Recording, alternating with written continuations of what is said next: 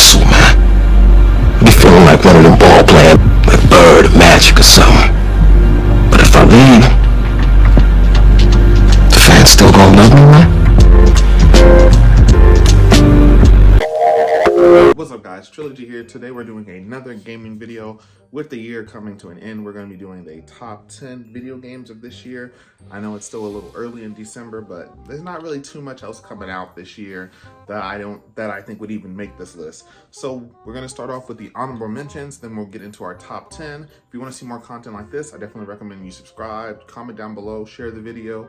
Let me know what's your favorite video game of the year. Is it God of War or is it Elden Ring? I know those are going to be pretty much the number twos that are coming out.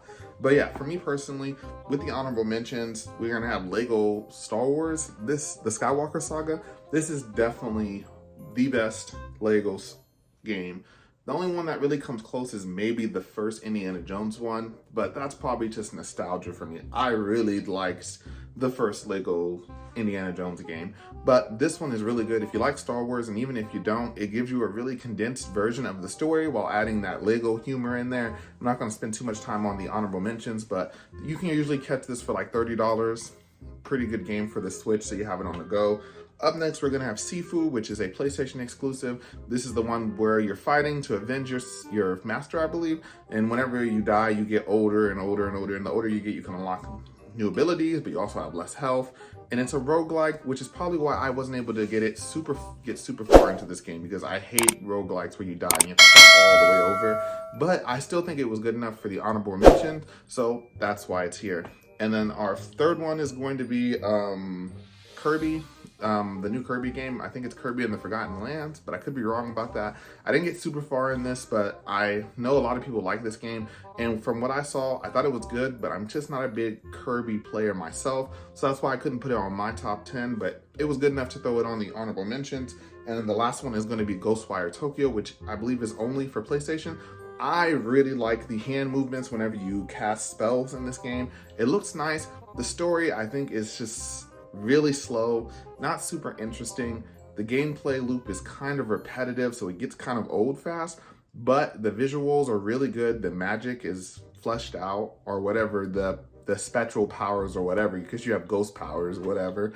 That is pretty cool, but the story itself just didn't draw me in enough for me to throw it onto my top 10. That's the honorable mentions. There you go. Starting at our number 10, our number 10 on here is going to be Tiny Tina's Wonderland. If you like the Borderlands games, this is a nice mix up on that formula. I don't know if I like it better than Borderlands 3, which I know I'm late to the franchise, so 1 and 2 don't really carry that nostalgia that everyone else gives them. I like Borderlands 3 the most. That's my favorite. I got the most playtime on that one. It's the only one that I finished. I haven't even finished Tiny Tina's. But I think it's really cool. It has good couch co-op, so you can play it with a friend. It adds those D&D flavored attacks, which I play Dungeons & Dragons, so I think that's pretty cool. Despite that, I didn't think the story actually drew me in enough for me to place it any higher on the list. I also didn't like the tabletop method where you have to walk around and to go to different missions. I would have preferred if they kept it like Borderlands 3 and the previous Borderlands games. But overall, this game was still pretty good. I do like the replayability. It has 4 classes, different things that you can do, lots of weapons, and then with the addition of spells, it is just a masterpiece as far as Borderlands contents go. Up next, number 9 is going to be Call of Duty Modern Warfare 2. I know it's kind of low on the list, but you know, it's a Call of Duty game. What do you expect? I didn't think the campaign was as good as Modern Warfare 1, in my opinion. And you know, the multiplayer is Call of Duty multiplayer. They don't really change too much. But that said, it is still good. I mean, I'm downplaying it. I don't mean to, but it is still good enough to earn our number 9 spot. Call of Duty was really strong this year because not every year it is. I remember the year of World War II. It wasn't a good year. So this Modern Warfare 2, it is good. That's why I'm placing it on number 9. You can get it on any console besides Switch. It is cross-play and cross-progression. I don't think it's cross-progression actually, but yeah, Call of Duty Modern Warfare 2. Our number 8 spot is going to be Pokemon. This is going to be Pokemon Scarlet. I know it is the latest one, but I haven't got enough playtime on it for me to put it any higher. On top of that, all the glitches and everything, and the fidelity and the pop-in, it's just graphically, it's not good enough to go any higher than this. we know that Nintendo can make good games. They made Mario Odyssey like 6 years ago. They made Breath of the Wild, Legend of Zelda Breath of the Wild like 10 years ago. They can make nice games. Like, they can make open world nice games. This just isn't one of the best looking ones. I mean, I believe Pokemon Arceus or Arceus, however you say it, looked better than Scarlet overall, as far as playing and all of that. That's why I have to put it here. I haven't finished this game, so I couldn't tell you as far as the plot. You know, it's Pokemon. I do like the return to gyms. You know, in Pokemon Arceus, you have to go catch Pokemon, but there's no gyms. I like going from gym to gym to gym to gym, getting my little badge, you know? So that was a nice return to form, but because of everything else, can't put it any higher than number 8. Our number 7 is going to be Sonic Frontiers. I was really on the fence about this game because I like some Sonic games, but most of them I don't like. My favorite for a long time was Sonic Unleashed. This is probably my new favorite Sonic game. I haven't finished it yet, but I've played enough of it to say that I have a bearing of where I would put it. Overall, I think I still like Unleashed a little bit better. I did not mind the Werehog levels. Unpopular opinion. But I think it plays good. This game, if you want to talk about poppin', this game has poppin'. I don't know if it's because Sonic's so fast or it's a game thing, but you'll be running, all of a sudden pop in. A whole structure will just pop in right on top of you. So, yeah. And then the story isn't all that, but this is a Sonic game. Do you really play it for the story? You play it for the speed. I think this game is still pretty good. Open world, does have poppin' on it, but it's good enough for our number 7. Up next is going to be something most people probably aren't going to do, but it's a game fan favorite for me. Grounded. It's like a Honey, I Shrunk the Kids type thing, where you're 4 kids, you get shrunk, and you basically have to explore the garden. It's super fun to play with a group of friends. I probably would say if you're solo, it won't be as fun.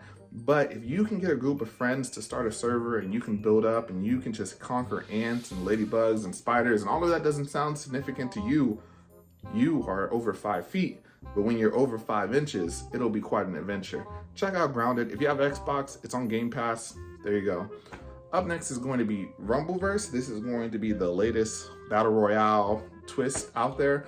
I really like Rumbleverse. It has some fighting mechanics on it. You get 2 moves, you drop on an island, no guns, just hands and legs for the most part. I think it's pretty fun. It's free, it has cross-play, you cross-progression, you have an Epic Games account, you can play it with anyone. I play on Xbox, my girl plays on PlayStation. We play together sometimes.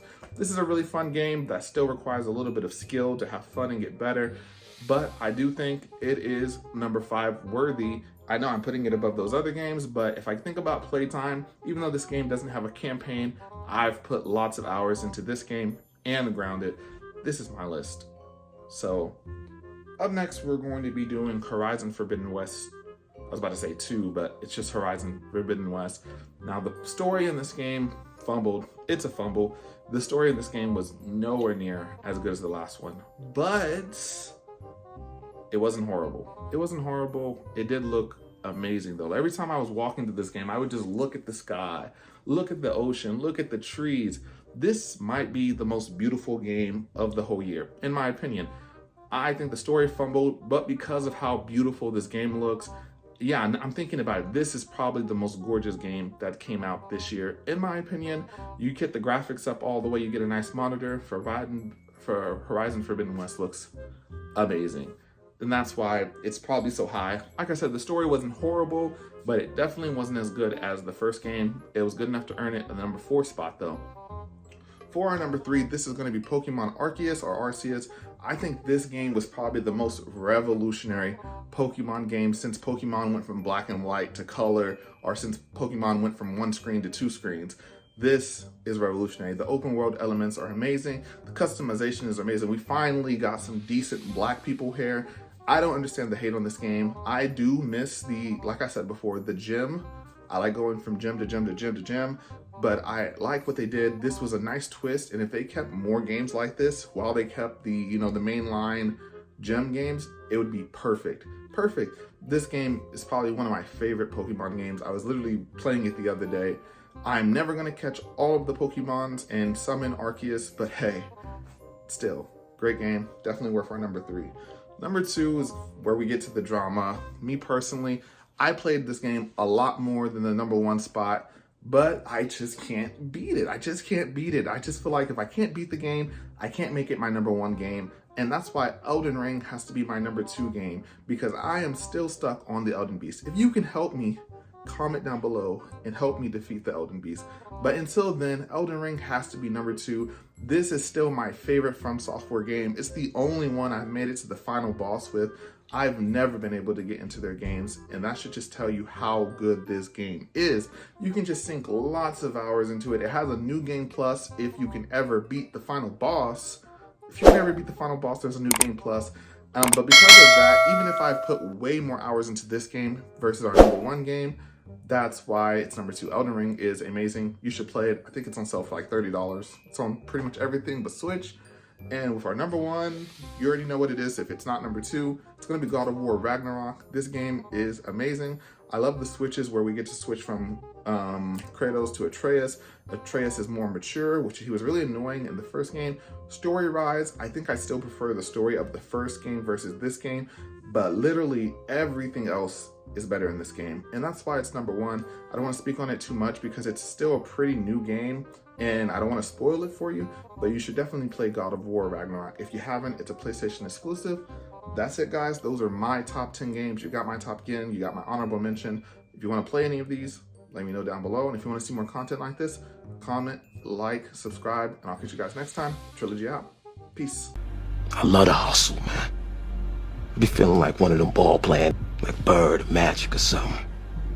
But if I leave, the fans still gonna love me, man?